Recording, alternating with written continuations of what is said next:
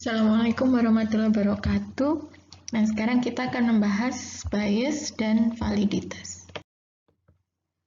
Oke, ini tujuan pembelajaran untuk hari ini, sesi ini. Jadi kita akan belajar tentang konsep validitas, lalu bias seleksi, bias informasi, dan nanti akan berdiskusi tentang metode-metode untuk menghindari bias.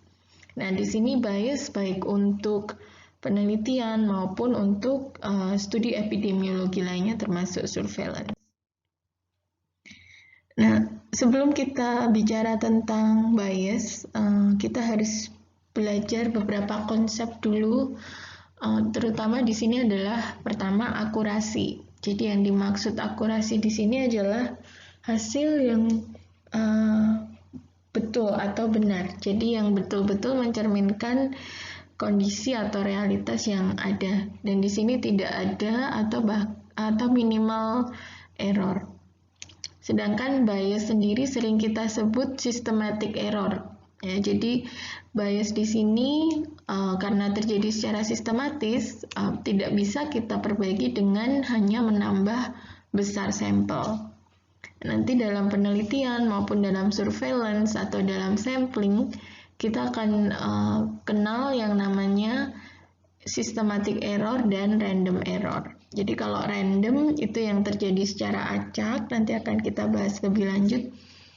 Dan itu yang bisa kita perbaiki dengan meningkatkan jumlah sampel. Nah, sedangkan error itu apa? Error sendiri adalah kesenjangan antara hasil yang didapatkan dari pengukuran, penelitian, atau surveillance dengan nilai yang sebenarnya. Untuk presisi, itu tidak adanya random error. Nanti akan kita bahas lebih lanjut. Lalu ada konsep reliabilitas, jadi seberapa besar hasil ini bisa diulang atau direpetisi. Reliabilitas sendiri nanti ada konsep reliabilitas intra-reliability dan inter-reliability. Lalu ada konsep validitas, yaitu tidak adanya bias atau error. Nah, sekarang kita bicara tentang validitas dan juga sedikit nanti tentang reliabilitas. Jadi yang dimaksud validitas itu apakah suatu alat penelitian atau surveillance itu betul-betul mengukur yang memang akan kita ukur. Contoh yang paling sederhana misalnya yang disebut validitas muka atau face validity. Misalnya kita akan mengukur berat badan. Nah, alat ukur yang kita pakai adalah timbangan. Jadi secara face validity atau validitas muka itu sudah valid karena kita memakai alat ukur yang memang diperuntukkan untuk mengukur berat badan. Beda misalnya kalau kita mengukur berat badan tapi menggunakan alat yang lain, atau misalnya kita mengukur berat badan bayi tapi kita menggunakan timbangan berat badan yang digunakan untuk dewasa. Jadi secara face validity itu mungkin sudah tidak sesuai. Nah, dalam konsep validitas kita biasanya mengenal juga yang disebut internal validity. Ini biasanya lebih banyak kita lihat untuk riset atau surveillance, terutama surveillance sentinel. Jadi yang dimaksud internal validity adalah apakah betul yang kita ukur, hasil yang kita ukur dari suatu kelompok atau sampel itu betul-betul mencerminkan kondisi sebenarnya. Contohnya adalah misalnya saya ingin meneliti tentang berat badan mahasiswa S2 bidang kesehatan di UNS. Jadi misalnya saya ingin mengukur berat badannya. Nah, misalnya dari hasil saya ketemu rata-rata adalah 60 kg. Betul tidak bahwa berat badan dari mahasiswa kesehatan di UNS itu adalah sebesar 60 kg. Ya, jadi banyak yang mempengaruhi, misalnya alat ukur yang dipakai. Jadi kalau berat badan maksudnya timbangannya apakah betul sudah mencerminkan kondisi yang sebenarnya.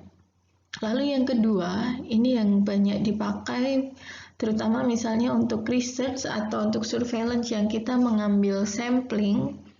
Nah, di sini adalah bagaimana kebenaran hasil pengukuran yang ada dalam sampel atau kelompok yang kita ambil itu kalau kita terapkan ke sampel atau populasi yang lebih besar. Jadi misalnya tadi saya mengambil atau mencoba untuk mengetahui berat badan mahasiswa S2 bidang kesehatan di UNS. Karena ada beberapa program studi dan ada beberapa tingkat, jadi ada mahasiswa semester 1, 2, 3, dan 4. Misalnya saya ambil sampel dari mahasiswa semester 2 di salah satu major atau di salah satu jurusan. Nah, betul tidak waktu saya mengukur berat badan itu nantinya seluruh mahasiswa S2 bidang kesehatan, baik itu semester 1 sampai 4 atau sampai semester 5, itu dia sesuai dengan hasil pengukuran pada sampel. Ya, jadi apakah betul hasil 60 kg itu berlaku juga untuk seluruh populasi? Nah, saya sering memakai gambar ini, jadi konsep validitas dan reliabilitas. Jadi kita punya true value, misalnya ini di sini. Jadi ini nilai yang sebenarnya. Nah, true value ini kalau validitasnya tinggi dan reliabilitasnya juga tinggi, maka dia akan mendekati true value dengan hasil pengukuran yang saling berdekatan satu sama lain. Nah, dalam konteks sampling, misalnya kita mengambil dari satu populasi, kita mengambil beberapa sampel. Nah, apakah dari sampel yang kita ambil tadi dia mendekati true value? Sedangkan di sini nih yang low validity tapi high reliability. Kalau dilihat di sini, true value-nya ada di sini, tetapi hasil dari pengukuran dia ternyata selalu bergeser ke satu arah. Ini contohnya misalnya kita mengukur berat badan, tapi timbangan yang kita pakai ternyata selalu menambahkan 2 kg misalnya. Jadi siapapun yang ditimbang dia akan bertambah 2 kg. Nah, otomatis nilainya akan bergeser. Tapi dia cukup konsisten, jadi reliabilitas itu adalah konsistensi. Jadi salah dalam mengukur tapi konsisten. Nah, di sini ada konsep juga high validity. Jadi sebenarnya dia cukup mengukur yang cukup bagus, jadi tidak bergeser ke satu arah, tapi reliabilitasnya rendah. Ya, jadi tidak saling mendekati, tapi cukup besar jaraknya. Nah, di sini yang tidak reliable dan tidak valid. Nah, ini adalah konsep bias dan validity nantinya. Kita masih ingat, ini tadi yang disebut reliable dan valid. Ya, kalau ini kita sebut valid, tapi tidak reliable. Nah, yang di sini yang kita sebut dia ini tidak valid, tapi dia reliable. Di sini yang tidak valid dan tidak reliable. Dalam penelitian, surveillance, atau pengukuran, kita ingin punya hasil yang seperti ini, jadi valid dan reliable. Tapi seringkali kita mungkin akan punya yang disebut random error. Nah, random error itu biasanya akan bersifat seperti ini. Ya, jadi kita tetap bisa untuk mendekati nilai yang sebenarnya, ya, jadi valid, tetapi kurang reliabilitasnya, atau kita sering sebut presisinya kurang, ya, karena kurang reliable. Nah, di sini yang disebut bias atau systematic error. Nah, systematic error ini bisa saja dia reliable, ya, jadi memang dia reliable, tapi dia akan selalu mengarah ke satu arah dan dia tidak valid, jadi tidak mengukur yang akan kita ukur, seperti contoh timbangan tadi. Ya, jadi selalu bertambah 2 kg dari nilai yang sebenarnya. Nah, kalau yang di sini ini campuran, jadi ada random error dan ada bias. Nah, ini kita bisa terapkan baik dalam pengukuran alat, surveillance, atau dalam penelitian lain. Ini ada beberapa potensi error atau bias dalam epidemiologi. Jadi tadi saya sampaikan tentang random error. Jadi random error itu sering disebabkan yang pertama adalah karena variasi individu. Ya, jadi setiap individu memang punya variasi masing-masing. Dan ini yang bisa menyebabkan random error. Yang kedua adalah sampling error, misalnya jumlah sampel yang terlalu kecil, jadi tidak representatif terhadap populasi. Ini bisa menyebabkan random error. Jadi misalnya tadi saya ingin mengetahui berat badan mahasiswa S2 kesehatan di UNS. Total mahasiswa misalnya ada sekitar 500 mahasiswa. Nah, ternyata sampel yang saya ambil hanya 10 orang dan saya bilang bahwa berat badannya rata-rata 70. Ternyata yang saya ambil memang kebetulan laki-laki dan kebetulan lebih banyak yang berat badannya lebih banyak daripada berat badan yang sebenarnya yang tadi sekitar 60 kg. Nah, ini karena sampel yang kecil jadi tidak representatif. Sedangkan untuk systematic error atau bias, ini ada beberapa, misalnya bias seleksi. Jadi siapa yang akan masuk dalam sampel. Jadi contoh yang saya sampaikan tadi juga selain random error karena sampel kecil, bisa juga karena bias seleksi.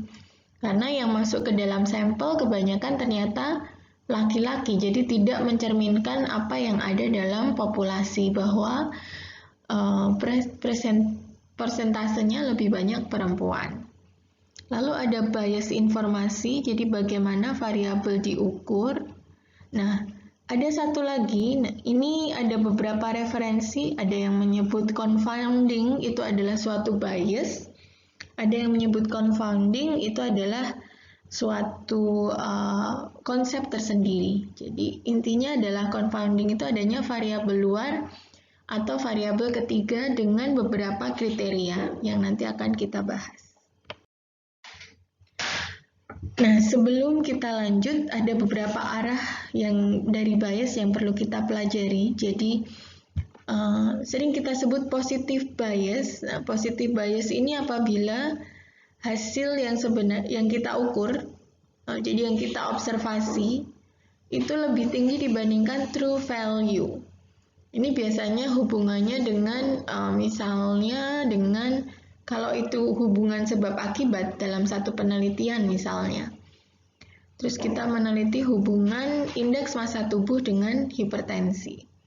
Nah, bisa saja hubungan yang kita observasi itu jauh lebih tinggi dari nilai yang sebenarnya. Ini yang disebut positive bias. Adapun negative bias itu nilai yang kita peroleh dari hasil pengukuran itu lebih rendah. Nah, ini misalnya harusnya berat badannya rata-rata 60 kg, tapi ternyata waktu kita ukur beratnya karena timbangan berat badannya tadi misalnya dikurangi 5 kg semua, yang harusnya 60 jadi 55 kg. Nah, ada yang bias towards the null dan away from the null. Ini hubungannya dengan null hypothesis atau hipotesis nol. Jadi hipotesis nol pada hubungan sebab akibat atau pada uji beda itu dia menghipotesiskan bahwa tidak ada hubungan atau tidak ada beda.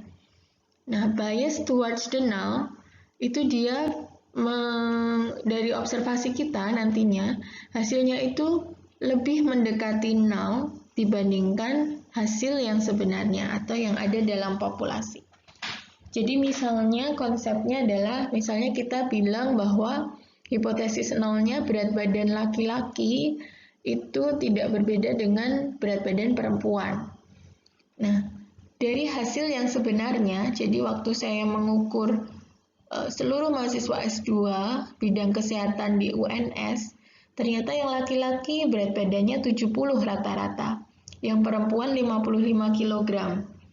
Nah, bias toward the null itu kalau yang harusnya selisih 15 kg tadi, ternyata dari hasil pengukuran pada sampel yang saya ukur, ternyata hasilnya adalah selisihnya hanya 5 kg. Misalnya yang perempuan 55, yang laki-laki 60. Nah, itu yang disebut bias towards the null. Kebalikannya adalah bias away from the null. Ya, jadi ada true, nilai yang sebenarnya, ini ada null.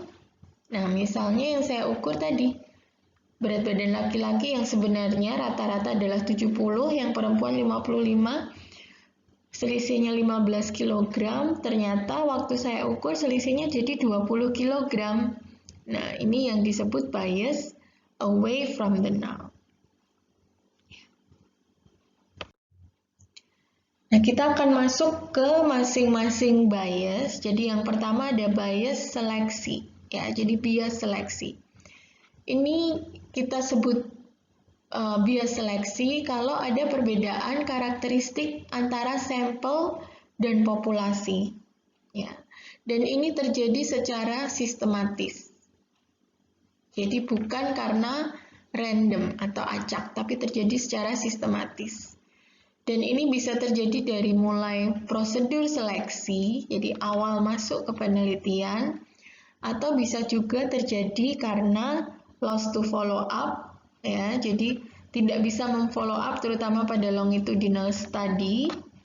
Lalu ada selective survival, ya, jadi orang-orang yang survive itu berbeda karakteristiknya dengan orang-orang yang akhirnya tidak bisa survive. Nah, yang terakhir adalah non-responsive bias. Di sini juga sama apabila misalnya karakteristik orang-orang yang menjawab atau responsif, kalau misalnya dalam pengobatan juga ya itu responsif, atau dalam intervensi, itu berbeda dengan orang-orang yang non-responsif. Ya, baik itu saat menjawab, memberikan respons dari intervensi ataupun memberikan respon dari surveillance atau penelitian yang dilakukan. Nah, bias seleksi ini adalah gambarannya. Kapan terjadi bias seleksi? Itu saat paparan dan penyakit atau outcome itu mempengaruhi proses seleksi.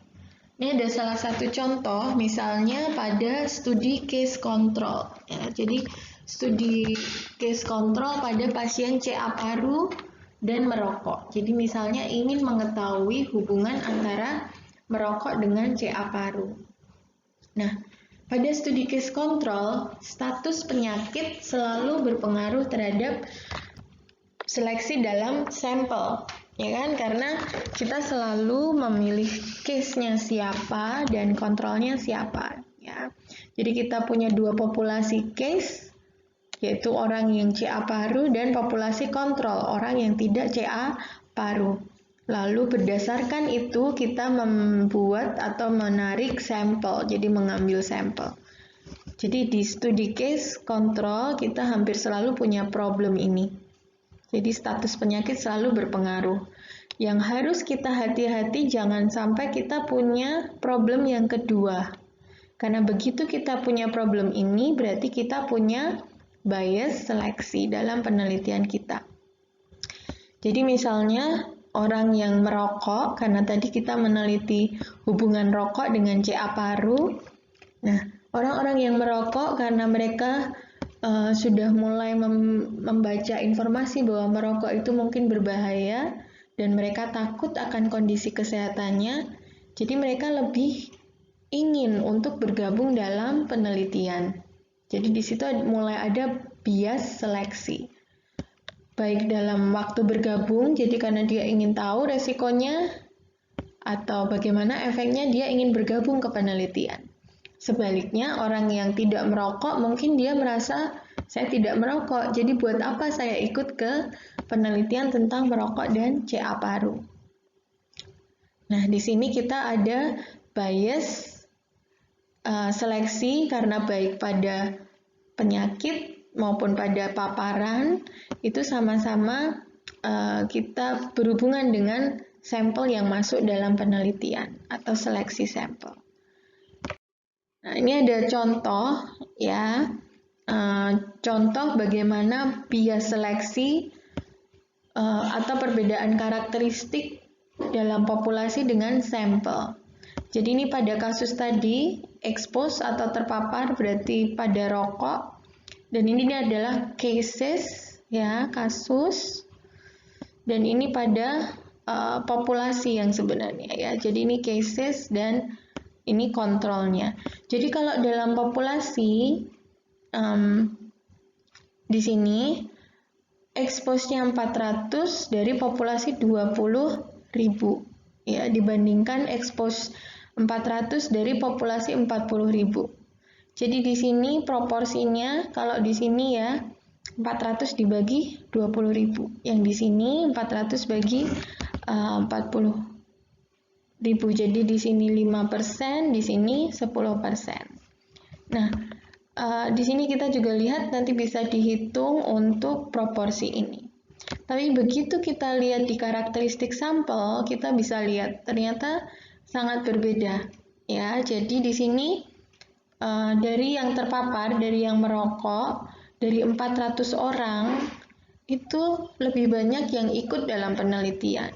Ya, jadi 200 orang.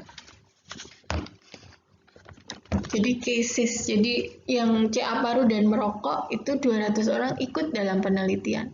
Sedangkan yang CA paru yang tidak merokok sama-sama 400 tapi dia hanya 100 orang yang ikut dalam penelitian. Ya, di sini juga sama, jadi di kelompok kontrol juga ada perbedaan. Jadi dari case sendiri, kalau ini tadi dari paparan, di case juga berbeda, jadi seleksi yang masuk untuk case itu ada 300 orang dibandingkan kasus yang sebenarnya 800. Ya, jadi proporsinya atau karakteristiknya kita sudah lihat ini sangat berbeda. Dan ini bisa menyebabkan kesalahan seperti ini waktu kita hitung.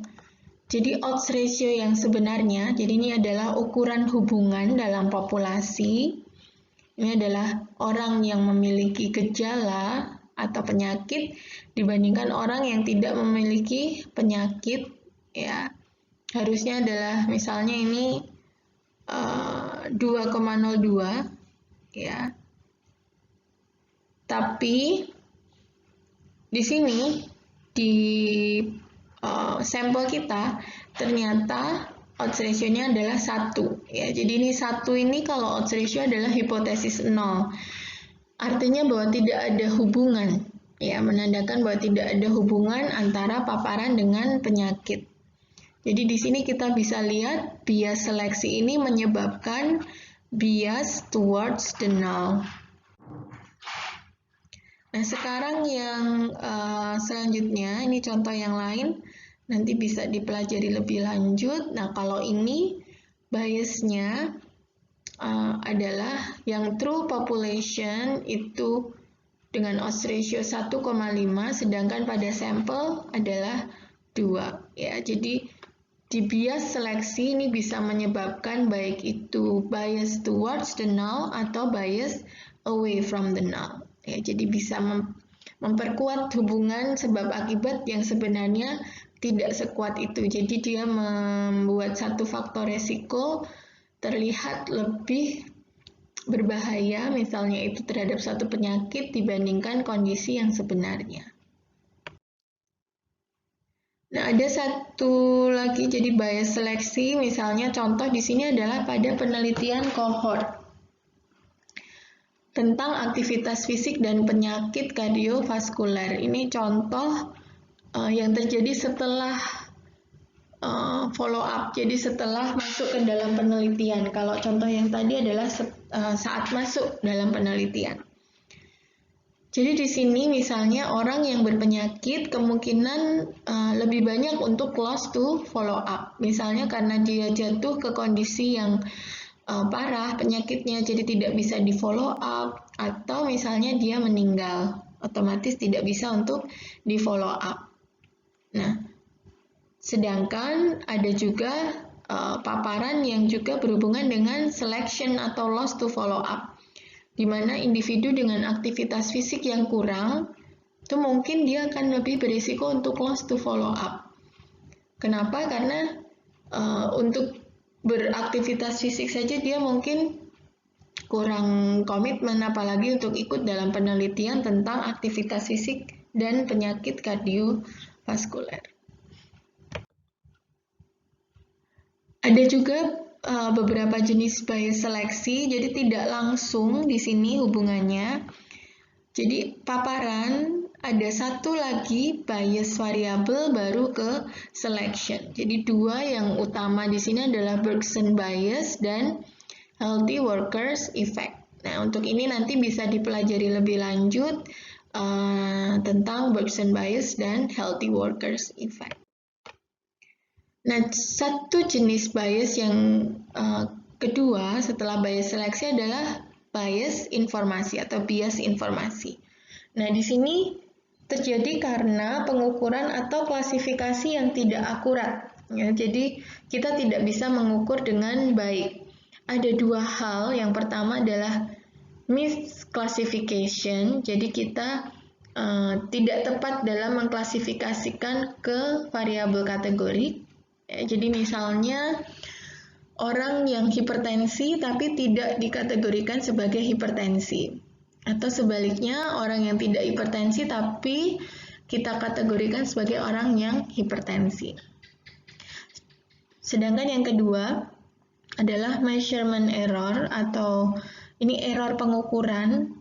Kalau ini adalah salah mengukur continuous variable. Contoh yang dapat dipakai misalnya tadi, jadi timbangan yang setiap menimbang selalu bertambah 2 kg. Jadi ada measurement error di situ. Bias informasi sendiri nanti juga ada beberapa tipe, jadi bisa terjadi saat enrollment atau saat follow up. Dan sumbernya bisa dari investigator atau peneliti, jadi peneliti yang salah mengukur. Bisa terjadi karena misalnya investigator sudah tahu, peneliti sudah tahu hipotesis, ya, jadi secara tidak langsung pengukur ini yang melakukan pengukuran ingin hasilnya untuk nantinya membuktikan hipotesis yang diteliti.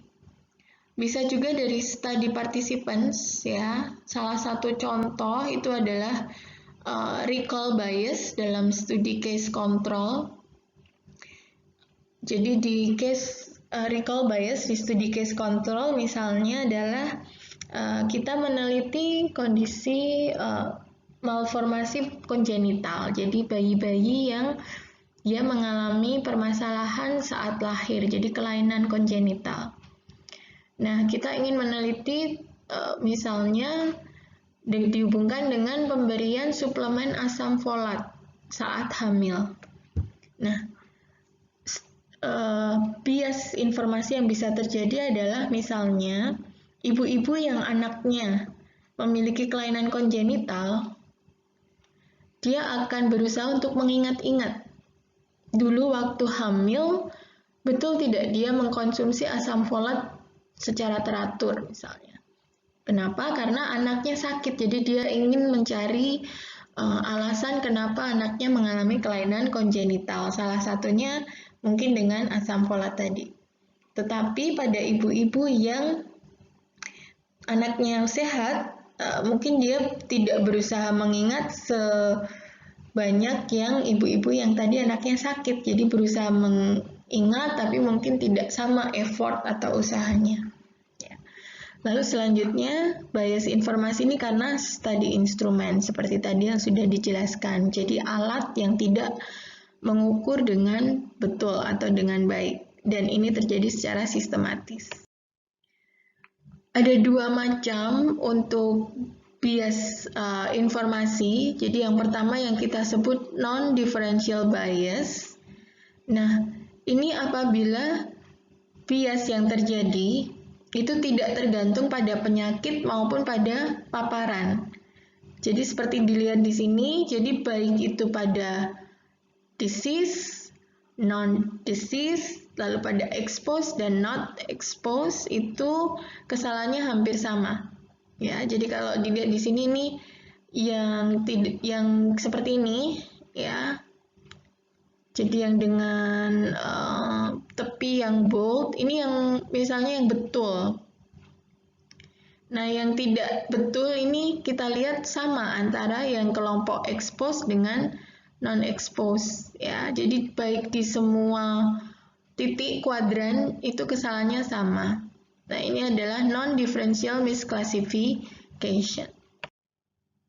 Nah, ini contoh untuk non-differential bias. Kita lihat di sini ada dua tabel. Jadi yang di sini adalah truth, yang di sini adalah study sample. Nah, pada non-differential bias, tadi ingat bahwa kesalahan yang terjadi itu sama, baik itu di kelompok disease maupun kelompok expose ya. Jadi dua-duanya itu sama. Jadi di sini hanya ada satu sensitivitas dan spesifisitas alat ukur. Ya. Nah di sini kita bisa lihat perhitungannya. Jadi kalau di sebenarnya itu yang expose positif, disease positif ada 90, tapi karena sensitivitas alat hanya 0,8, jadi yang betul-betul berpenyakit yang bisa didiagnosis hanya 0,8 dari 90. Ya, di sini. Lalu ditambahkan jangan lupa bahwa di sini ada spesifisitas ya. Jadi spesifisitas di sini kita tambahkan di sini. Karena ada kemungkinan dia spesifisitas di sini dia yang harusnya kita diagnosisnya negatif, tapi di sini jadi positif ya. Jadi kita tambahkan di sini. Lalu di sini juga kita tambahkan di sini spesifisitas. Ya, di sini juga jangan lupa kita harus tambahkan kebalikannya ya. Jadi yang negatif palsu ya di sini harus ditambahkan baik pada kelompok disease positif maupun disease negatif. Ya, jadi nanti kita akan ketemu hasilnya. Nah, di sini biasnya kalau untuk non-diferensial karena dia terjadi mixing of effect ya, jadi efeknya itu jadi campur. Nah, di sini biasanya biasnya adalah bias towards the null. Jadi mendekati hipotesis 0. Masih ingat hipotesis 0 untuk odds ratio adalah 1 ya. Jadi di sini kita lihat odds ratio-nya di sini adalah di true population itu 3,9, tetapi dalam study population, dalam study sample itu adalah 2,6 ya. Jadi ini bias towards the null. Nah, ada bias jenis lain yang disebut differential bias. Ini bias yang bisa dibilang ini yang sangat kita takutkan untuk terjadi. Jadi bias di sini dia misklasifikasi atau error dalam pengukuran yang tidak independen terhadap paparan maupun terhadap penyakit. Ya, jadi salah satu kelompok biasnya lebih berat atau lebih tinggi dibanding yang lain. Ya. Jadi ini bias ini biasanya bisa menyebabkan bias towards the null atau away from the null, walaupun seringkali biasanya adalah away from the null. Contoh adalah recall bias pada penelitian case control, seperti tadi yang saya contohkan pada slide sebelumnya. Ya. Jadi kalau kita lihat di sini, kalau tadi pada gambar sebelumnya itu semuanya sama. Kalau kita lihat di sini, pada kelompok yang tidak terpapar, di sini ada perbedaan. Ya, dan kalau dibandingkan dengan di sini juga ternyata ada satu kelompok yang dia memang misklasifikasi atau errornya berbeda dengan yang lain. Ini untuk contoh untuk yang differential bias ya. Jadi contoh di sini misalnya pada populasi yang sama, tetapi yang berbeda di sini tadi kita ingat bahwa untuk differential bias itu ada perbedaan antar kelompok. Jadi di sini yang berbeda adalah kalau pada diagnosis positif, jadi yang berpenyakit sensitivitasnya 0,8. Tapi pada yang tidak berpenyakit sensitivitasnya 0,6. Ini contohnya misalnya tadi pada recall bias, pada penelitian ibu-ibu yang anaknya sakit, dia akan berusaha mengingat-ingat paparan yang sudah dia alami. Sedangkan ibu yang anaknya tidak sakit mungkin merasa tidak terlalu bermasalah, ya, jadi anaknya sehat, jadi dia tidak berusaha mengingat sebanyak ibu-ibu yang anaknya sakit. Efeknya apa? Jadi kita bisa lihat di sini kalau pada penelitian, jadi di sini dari yang 90 tadi sensitivitasnya hanya 0,8. Otomatis apa? Sisanya itu akan menjadi di sini ya, jadi sisanya akan turun ke bawah. Sedangkan yang di sini yang pada disease negatif yang 0,6 kita punya hasil di sini. Nah, lainnya dia akan ada di sini, tidak bisa terdeteksi paparannya. Jadi ini alat untuk mendeteksi paparan. Nah, efeknya apa kalau kita menghitung odds ratio? Di sini kalau dihitung odds ratio-nya 3,86. Tapi begitu dengan alat ini yang ternyata berbeda sensitivitasnya untuk kelompok berpenyakit dan tidak, odds ratio-nya jadi 4,6. Jadi di sini bias away from the null.